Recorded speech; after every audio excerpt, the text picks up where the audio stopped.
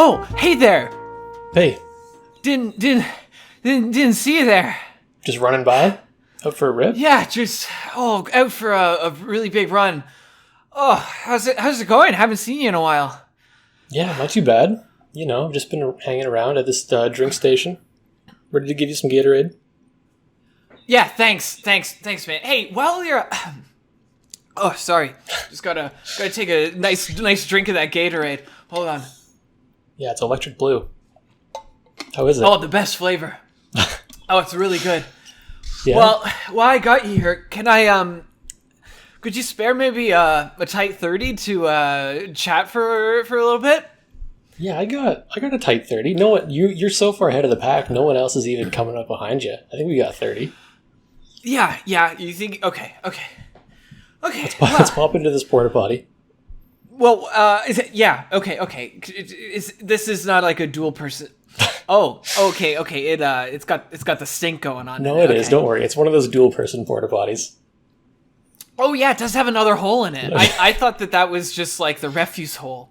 No, it's another whole toilet. Wow. Whoa. Well. No separation between them. Okay. Well, good thing I'm getting all that air in me because I can really take in those fumes. Mm-hmm. Well, I guess. Welcome everybody to a really fit episode of a friend of mine. I'm Matt. I'm Ben. And how are you doing today, Ben? I'm good, you know. I'm hanging out in this porta potty, getting a nasty whiff, couple nasty whiffs. Yeah. But I'm here with my friend. Have you had the? I mean, as if this is a question. I'm sure you have.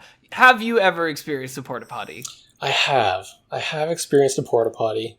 I never enjoy it. Never a good experience. I've had 0 good porta potty experiences in my entire life. I'm batting 0 over here.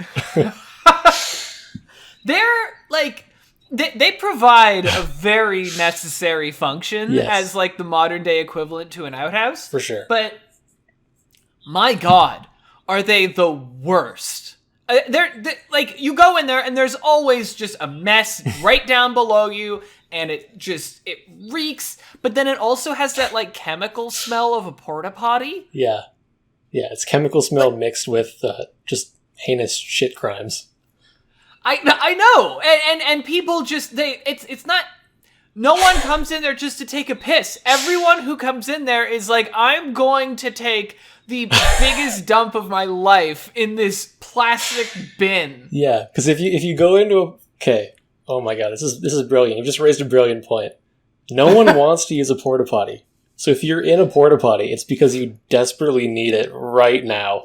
So you know some shit's going down. A porta potty is a tool born from necessity, yes, not from desire. Mm-hmm. It is a bargain that you have to make with the devil himself. Every time you stare at that blue or green plastic container, you're like, "This is. Do I do it? Do I enter the threshold of this shit?" Yeah. Do I do the deed? Yeah, no one's looking at a porta potty and going like, yeah, I think I might have to take a pee in about 30 minutes. Might as well get it out of the way right now. No. Might as well just hop in the porta potty. No, never. It's always like I actively have wet shit coming out of my ass. I have to go right now. It's like a last minute thing. No matter... It's a game time decision for sure. No matter your outlet for piss, you would rather...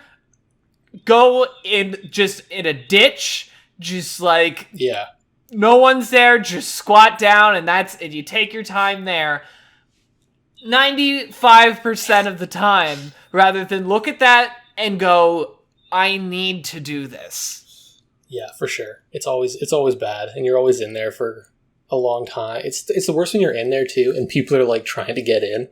Like you feel like you're holding off a horde of zombies or something. Like, Okay, and then here's just the give thing. me a minute. So this actually ties in very well to a topic that we had previously. Yeah. When you exit out of there and someone's been waiting, they know you just took a monster dump. Yeah. There's no hiding from They that. see you, and they know that, and it's not like you can clean your hands particularly well in a porta potty. Mm-mm. They're fucking gross. So you walk out of there barely clean enough to be, considered In society. not like a biohazard. Yeah. And they look at you, and you look at them in the eyes. And they're going to go in there and they're going to immediately smell your shit, and they know that you did that. And even if you didn't, they're still going to smell the shit and think that you did it. They look at you in the eyes and you say, "Oh, I don't know. I don't know what the last guy did in there. It's crazy." And you walk away quickly. And that's... After you were in there for 10 minutes and they were banging on the door 5 minutes ago. After you were there for 10 minutes making straining noises. Screaming at the top of your lungs, "Please, God, release this from my bodice. Please, Lord, help me." Yeah, and They're then you walk going out. to exit. You walk in and say, They're going to see you. I don't know. Yeah, you'd be like, wow, the other guy was just... I don't know what happened in there. What was he eating? Did you think he was just like nothing but Indian food for the past week? Like... Yeah, that last guy. Should see a doctor. Oh, That's crazy. my God. But listen, that's the only... You got to play the hand you're dealt. And the only card you have in your hand when there's someone out there is to say, "I don't know what that last guy did. I'm so sorry." No matter what happened, there could be a dead guy lying on the ground and you have the bloody axe in your hand. And someone looks at you and you're like, "Man, can you believe that someone did this? I don't know. Like, we gotta find this guy." Yeah, exactly. There could be like a half-made chemical bioweapon in there. You just have to pass it off as the last guy. Oh my God. Man. You could be in a meth lab wearing the full suit, looking like you're right out of Breaking Bad, and you have meth on your hands, and they turn around and you're like, "Guys, I found it. Check it out. It's the meth." The hidden meth. Yeah, you're actively cooking meth. Yeah. You've got a beaker in your hand. You've got the apron. You're smoking some of it, Yeah. and you're like, "Guys, this is crazy." We finally cracked it, guys. I've been undercover for 3 years, and we finally got this meth lab. Oh man, I'm just gonna take a little bit for the road and gotta pat them on the back. I'll see you guys back at the office. You probably don't remember me. I've been undercover for the last 6 years. Yeah, they hired me from out of town, and then they got me because I'm a method actor. I'm really good at method acting, so to do it, I got really high on meth for a while and started up my own meth thing. I'm the only one who works at this lab, but don't worry, I've got all the meth for you guys. Yeah, don't worry. I've been producing all the meth, slowly creating an empire. Yeah. We know where it's coming from. Oh my God. Oh man. Wow. Bodies. Well, Benjamin. Yeah. We have a format for this show, which I will very quickly go through. Yeah. We have little points that we talk about, things that bother us, ideas that we've had, whatever, and we kind of bounce off of each other and we riff on it for a bit. I want to start with one of your things that you have written down on our shared document here. Okay. And I'm looking through them, and there's some really good ones, and we'll get to all of them at some point. For sure. But I need to know why you have written here, "coming for Clapton." Yeah. Not coming as in arriving. I'll have you know. Right. The sex coming. Yeah. So this is probably gonna be just a quick anecdote. I don't know how much meat's on this bone. Okay. But I've recently started up drum lessons, as I think you know, maybe. Yes. Yep. Yep. Every Monday. It's a good time. Well, I know. I don't know if the listeners know, but you have been starting drum lessons. Yes. Yeah. So I'm 3 lessons in. It's a good time. My teacher's like this older gentleman who's been drumming for like 50 years. Just a classic dude. Super chill. So I go there, and one of the exercises he likes to have me do is he'll like play a song on a speaker with his phone, like Bluetooth. I don't know why I'm explaining this so in depth. he powers on his phone and he types in his passcode. And, you know, he browses through Apple Music. You look at his home screen and it's a picture of his daughter. It probably is. I haven't seen it, but like almost guaranteed. It's that kind of guy. Almost guaranteed. Yeah. Yeah. Nice. So yeah, he'll like play a song, and then I have to like pick one of the beats that matches that song, and I got to play along to it. And this Monday, yesterday, we record on Tuesdays. This story's going on way too long. There's just so much detail, so much background to this. You got to get the full context. It's gonna be the worst payoff. But yeah, anyway, I know, I'm ready. I'll cut to the chase. So basically, okay, this Monday was the first time we did this, and he put on this like classic dad rock, shit rock Eric Clapton song. And it was the most basic drum groove ever. And he was just like making vaguely sexual moaning noises, talking about how good the groove was. It's like, that groove. It's so smooth. I can't believe that groove. Oh my god. That fucking groove. He didn't say fucking, but he was really into the groove. Of Eric Clapton? Eric Clapton? I think it was a Clapton song, yeah. I need to make a very big point here, but besides the fact that, and you know, you could find more comprehensive things about this, that Eric Clapton is a giant piece of shit. Yeah, just noted alt-right, like, maybe white supremacist Eric Clapton. Yeah, just absolute garbage human being. Yeah. His music, okay, hot fucking take, his music it's trash. I fucking hate Eric Clapton's music. Yeah, it's not good. Like, no, I don't care for any of it. It's all just this, like, light rock or just, like, guy trying to play some fucking blues, even though he hates black people, which is really fucking weird. And then, like, it's... Dude, I fucking hate Eric Clapton. I don't think there's a single song by him that I like. No, yeah. I don't have much experience with him, but last night, yeah, it was like you said, like light rock / dad rock / shit rock. It's just like the most basic, like, ugh. Oh yeah, it's brutal. No, I know he's a very talented guitarist, and I will never take that away. But what I will take away is anyone who says that his music is good. You could talk about Cream, you could talk about the Yardbirds or whatever, but Clapton, his solo career, fucking garbage.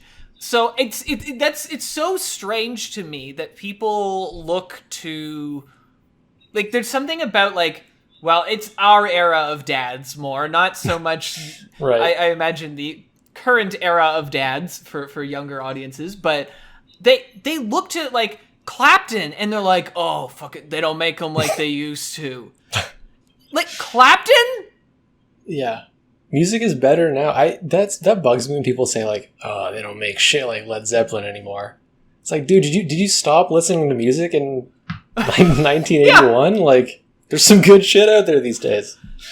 There's still amazing music, and even if you just are like, I just listen to rock music, there's fucking sick rock music out there. Yeah, there's some killer rock. Like, oh, dude, I know it's so frustrating to me, and even that's coming from someone who, like, I've been, you know, I've gone through my 70s catalog. I've gone through, like, the fucking I fucking hate Clapton. Never was too big into Zeppelin or anything like that, but you know, I've listened to the kind of lesser known rock stuff, like, you know, Modern Lovers, Big Star, you know, Raspberries, and all that kind of stuff. All great, love them. But man, there's just so much more variety in music now. Yeah, for sure. And people, like, I don't know, there's those baseline concepts that were maybe created by those older folks. You know, you could maybe give them that, like they started these ideas that run through to today. But I think there's more experimentation. Well, I'd say Clapton kind of very much took it from blues musicians, almost wholesale. But yes, took it from blues and then shit-talked the predominant creators of that genre. The originators of the genre, yes. Yeah, noted shithead Eric Clapton. Yeah, but that was the gist. I just wanted to bring up, you know, he picked the worst possible artist to play a song from. Then seemed to be having a mildly sexual experience while listening to it.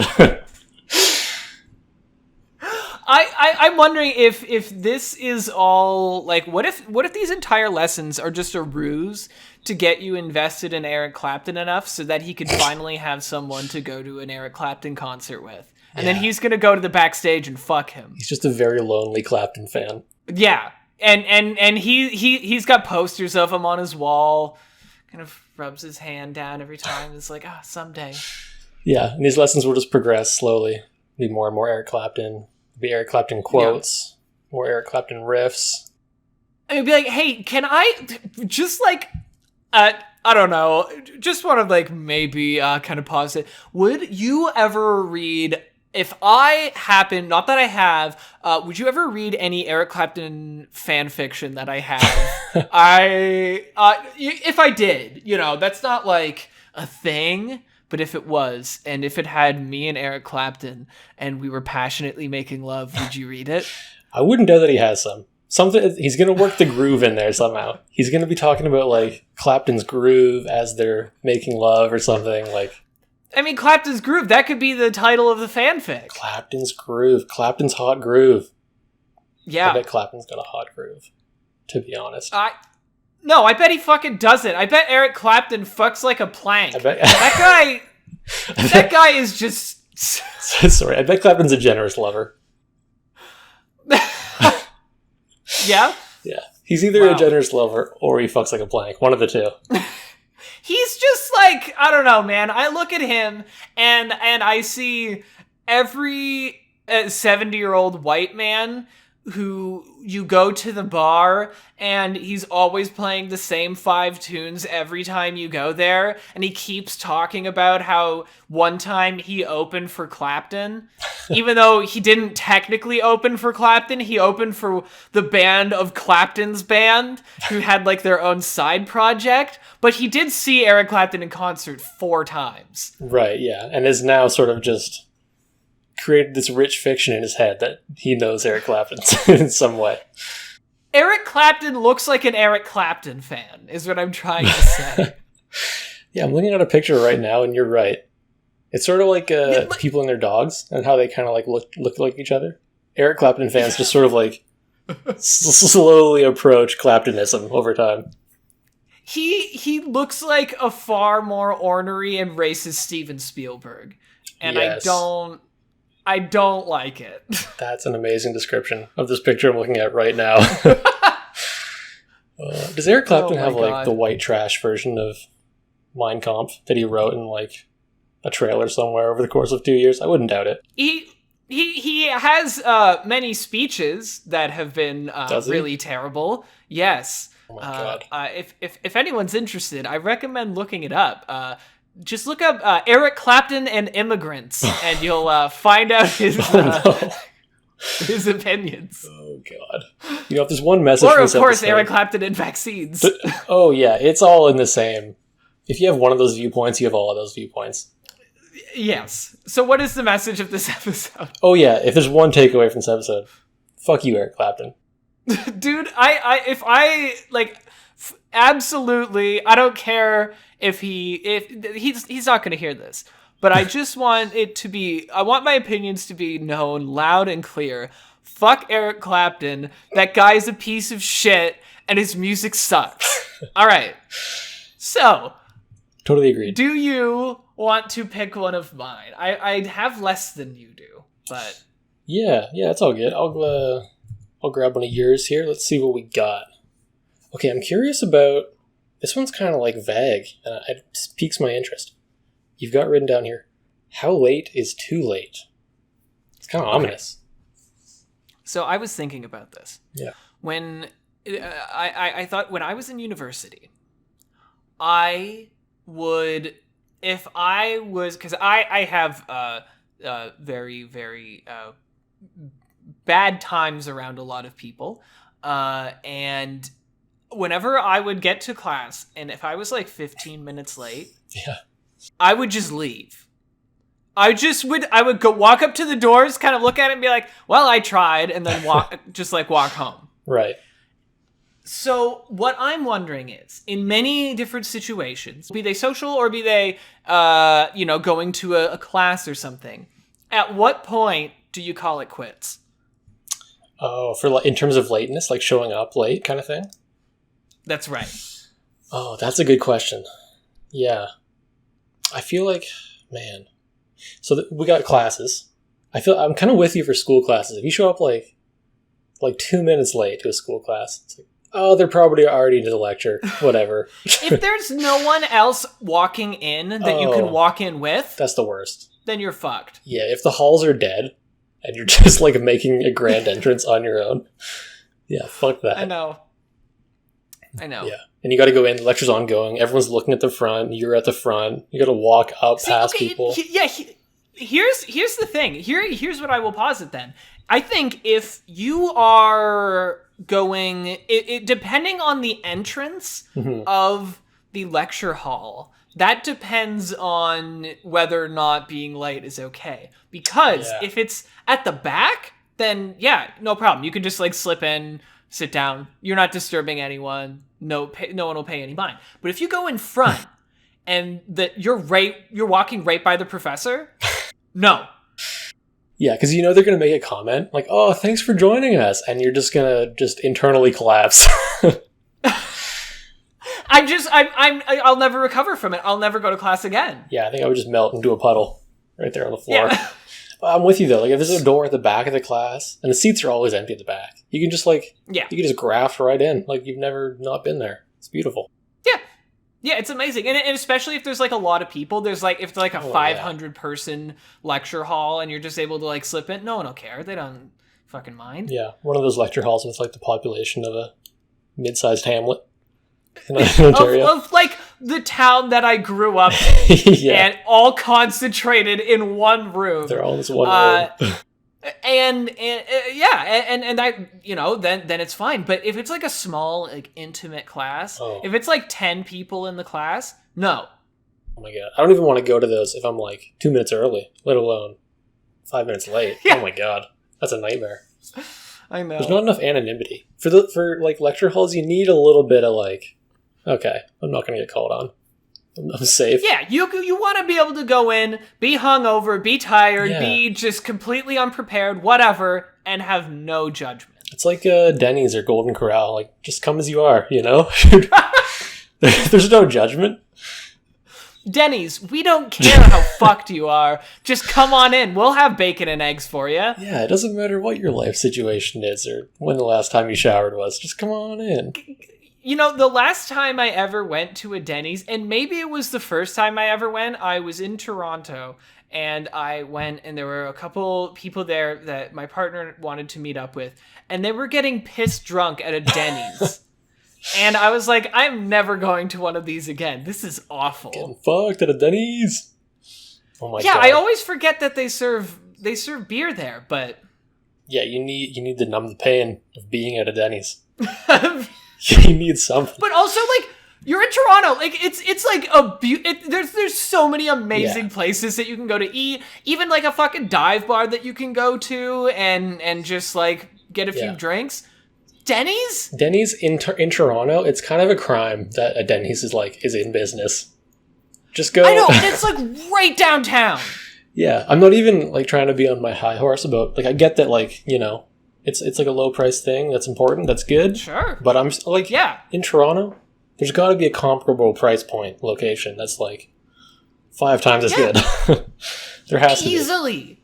The Denny's is you go there for suffering. It's like if McDonald's were like on its last legs. Yeah. It's no bueno. Absolutely not. It's like if McDonald's was created for divorced dads only. Sorry, go ahead. It's McDonald's, but it's as if every single person who goes there is shops at Walmart all the time. Yeah. And is like one of those people that come in and they have like the Cookie Monster pajamas on and they have a screaming kid at their side. Oh my God. This is an evocative image. Jesus. Oh. Is there anything more depressing than a Walmart, by the way? Nothing. Absolutely nothing. And you know what? I don't have a lot of money. I go to Walmart and I understand if there's a lot of people who have to, and that's a perfectly acceptable thing. However, man, is it depressing as fuck. However, you want to be out of there the second you show up. I know. Yeah. Yeah, it always has like a smell to it, and it's just got like a whole mood to it. And now they don't even do the floors. It's just like concrete. Oh, really? Just like bare floors? Yeah, it's at least the one that I've been to. And yeah, sterile it's a lighting. bad time. Ugh, yeah, totally. It's really bad. And then there's always someone on the comms who's just like, you're like, I'm sorry, did anyone get that? Did anyone hear what that person said? Yeah. Yeah, I just wanted to, so there's a card up on aisle 249. Yeah, when you're like, wait, is there a sale in aisle 2 or is there an active shooter? Like, I need to know. This thing needs to be clear. Do I run out of here or do I run into the aisle so I can get half-price goldfish? Yeah, do I take cover or do I make a mad dash for cheap goldfish? Please. Oh my god. Well, we went very off topic there, but I feel like we got the gist. Yeah, I think so. Okay. I've seen this. This has been on for quite a while now, and I need to know, what is the good day recipe? Okay, so the good day recipe. This is like, okay, this is the concept. This is something that really bugs me about myself. It's like I know how to have a good day. Oh, okay. I know. It's like a 5-step process, and it's like I can just do it. I never do it. I do it like once every 6 months. But it's so what is the process for having a good day? So my good day recipe is I get up early, maybe like 6 a.m. I do some form of exercise or like something mentally beneficial, like maybe meditating or like yoga or like go for a jog or something. Yeah. Then I shower, then I eat well, then I brush my teeth, then I get dressed, then I start my day. So I guess like 7 steps. But it's like, it's doable. Like, I know what they are. I know what the 7 steps are. I never fucking do them. Like, it just drives me nuts, and I don't know why. And I'm curious if A, you have any tips, or B, if you know your good day recipe. Well, so here's my thing, right? I think whenever I think in those kind of situations, because getting up early is pretty key. Oh, it's key. Yeah. The problem is, it's a lot easier to stay up late than it is to go to sleep early and get up early. Yes, 100%. So there's many times where you're watching a show, or you are, just like playing a game, or you're just like chilling out, or you just can't sleep, and you can't. And that fucks with your whole schedule, and then you're like, well, I'll just sleep in an hour late, and then you sleep in another hour late, and then you're just back to square one. I know, it's the worst. So I think in that scenario, it's best to abandon having good days and have nothing but bad days. Just mediocre days. You know what? Just have a day where things went okay. Nothing went wrong. Right. Nothing went well. And you live in the purgatory of life. Just try to avoid disaster days and embrace the mediocre. I like that, yeah. I don't know. I think my recipe for a good day, I mean, yeah, honestly, like getting out and doing something is often the best thing, but I find I have such a hard time, like, like I love like going and checking out a museum, or even just like going for a walk and that kind of stuff. Mm-hmm. But the problem is museums cost money, and if I go on a walk, or God forbid a run, there's people outside, and I do not want to confront that. Yeah, that's a catch-22. That's tough. Yeah, right? That's difficult. I totally feel you, too, on, like, it's easier to stay up late than it is to get out. Like, there's something so enticing about staying up super late. Like, I feel like it's safe to be up at night, you know what I mean? You're doing something comforting. You're, like, watching a show, or, like, playing a game. And then getting up early, it, like, requires you to, like, face the world or something. It's so much more intimidating. You have to get up and you feel like shit, and you're like, oh, I'm tired, but this is totally going to be good for me. And it is. And you feel better in the end. But every morning just feels like you got hit by a truck. So you have to get up, And then you have to like go through this routine. Like I've been doing some workouts lately, and I've been doing it every other day. I just do some like just a little workout, Nice. and Looking beefy. I feel physically a lot better. Nice. But at the same time, every single time it happens, I fucking hate it. Like, it sucks every time. Every time I do it, and then my muscles ache for a long time. Even the next day, sometimes I still feel a little tense. And I'm like, I don't want to keep doing this. I know. It's just painful. Just want to go back to... Do I live perpetually in a tense muscle scenario? Yeah, I know. Like, I've been running, and, like, it causes knee pain. It's like, all right. So do I keep running and just accept that my left knee is going to hurt until the day I die? I go back to my non-running existence, you know? I know. I think there's a certain paradox to the good day recipe in that you kind of have to have a bit of a bad day in order to do it. It requires a bad night. The good day requires a bad night. You have to have a like, just look, working out doesn't, it's not a fun experience. You feel like shit. But you know that it's the right thing to do. Right. So you have to do that. And you have to get up early. And you have to go to sleep early. But what if your friends are like, hey, want to like grab a drink at like 9 o'clock and like then like maybe like chill and play some games or something? And you're like, no, sorry, I'm going to bed at 10. I got to make sure that I do my meditation at 9:30 so that I can get to sleep properly. And they're going to be like, oh, we never want to hang out with you again. Exactly. Yeah. It's a killjoy. There's like two different pleasures. There's the good day pleasure, where you're kind of like on your high horse and you feel like, yeah, I'm doing good things for myself. And then there's the you being a shitheel kind of day. But that feels good in another way. That feels good in like, I'm just going to embrace the hedonistic desires of my life. If there's anything that a good day will teach you, a good day of like working out and like seeing stuff and just doing all like the really good stuff for your body, is how great it is to have an entire bag of chips and binge through a season of The Sopranos and have like nothing but White Russians the whole night. For sure. You're just describing almost every weeknight. I'm sorry, I'm targeting you specifically. Feel specifically targeted. Sopranos, White Russians. This is my life, listener. This is my life. It's like once every 6 months when the good day recipe comes to fruition and things line up. It's a beautiful experience.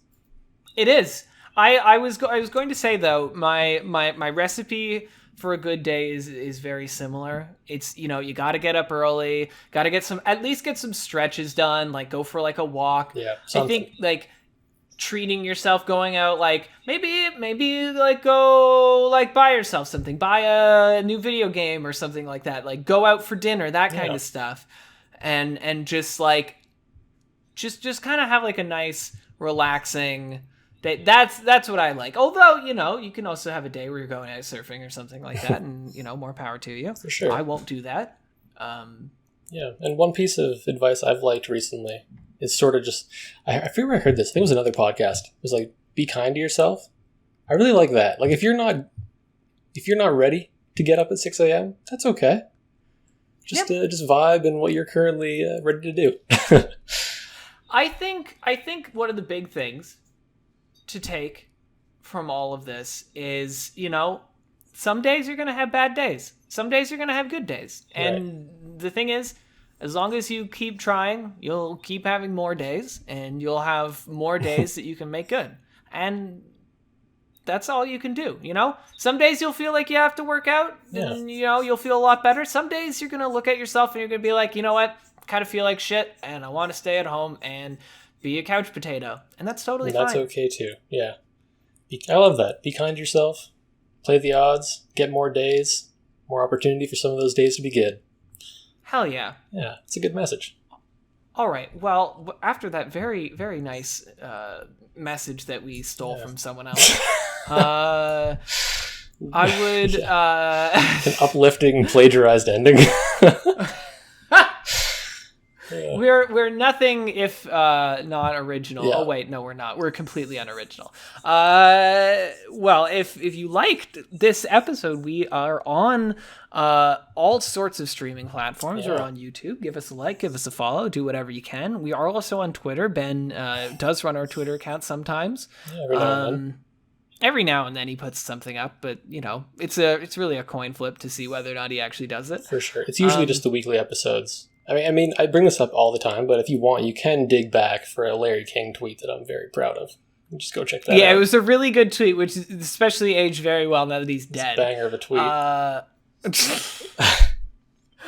If you like the art of our podcast, it was made by my lovely partner who goes by Vanderbander. That is VanderBander. Check out their stuff on Instagram and Twitter and nothing else. And, well, that's it for this week. I got to get out of this porta potty. Yeah, I've been in here for too long. Super weird that there's two holes here. Yeah, we got to get it. I know. It's crazy that we've been using it this whole time, too. Yeah. So wildly, you were so far ahead that you're still in first place. I got more blue Gatorade, by the way, for you, if you want. Yeah? Okay, hold on. Just Yeah, I gotta take a drink from this Gatorade. That's definitely not my water bottle. Yeah, get some more electrolytes in you. Yeah, that's good. You've drained them all shit. with this 30-minute pee. Yeah, I was peeing this entire time. If there's any background noise, it's because it was nothing but piss. Yeah. All right, well, everybody, stay frosty. I love you, everybody.